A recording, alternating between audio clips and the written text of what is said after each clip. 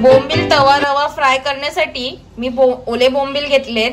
त्याला मी मॅरिनेट करताना हळद निंबू घालून त्याला मॅरिनेट करून ठेवलंय.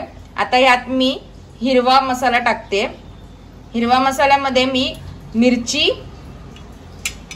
आणि कोथिंबीर आणि अद्रक लसूण ह्याचं हिरवा वाटण आहे, त्याला मी आता सगळ्यांना लावून घेते.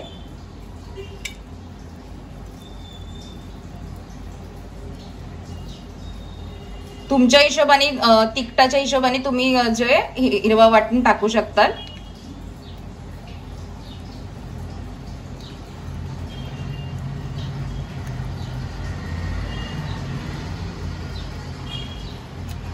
बोंबील तळण्यासाठी मी थोडा तांदळाचं पीठ, रवा आणि बेसनचं पीठ घेतलंय. ह्यांना मी तिघांना एकत्र करते आणि ह्यात मी पहिले एकत्र करते.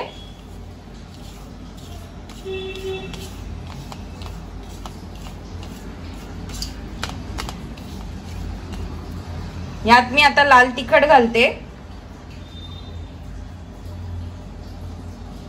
आम्ही जरा तिखट जास्ती खातो म्हणून आम्ही लाल तिखट जास्ती टाकलंय. हळद चिमूटभर आणि मीठ. आता ह्याला एकत्र कालवून घेते.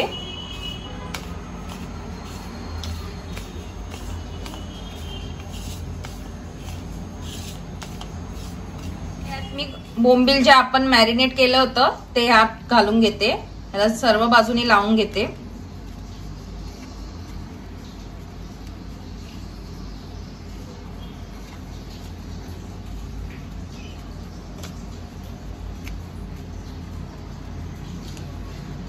आता हे लावून झालंय. ह्याला मी दुसऱ्या प्लेट मध्ये काढून घेते.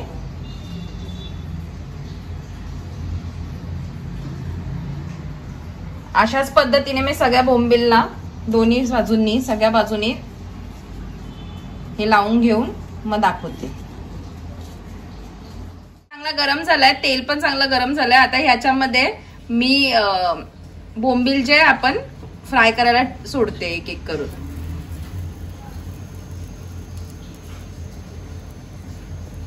गॅस जो मी मीडियम फ्लेम वर ठेवलाय. तवा चांगला गरम होऊ दिलाय मी.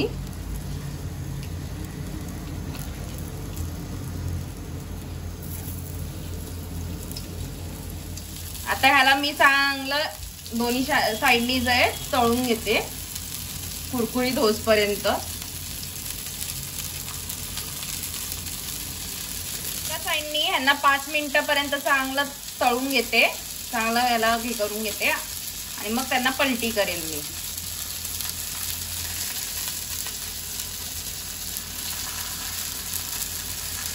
गॅस जो आहे आता मी मीडियम वरच ठेवलाय. जेव्हा तवा गरम करायचा होता तेव्हा मी फास्ट वर केलेला स्टार्टिंगला. 5 मिनिटं झालेत. ह्यांना मी पलटी मारून घेते सगळ्यांना.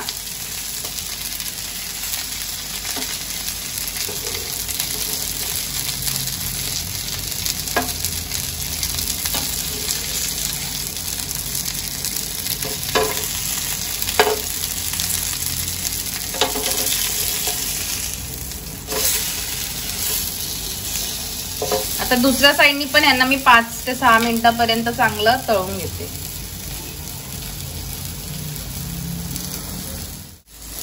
बोंबीलला चांगलं कुरकुरीत होसपर्यंत मी फ्राय करून घेतेय दोन्ही साइडनी. रवा घातल्याने हाच फायदा होतो की कुरकुरीत होते.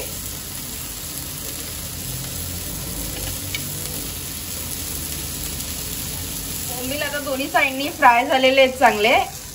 याला दोन्ही साइडनी मी 5 ते 7 मिनिटापर्यंत तळून घेतलंय, फ्राय करून घेतलंय.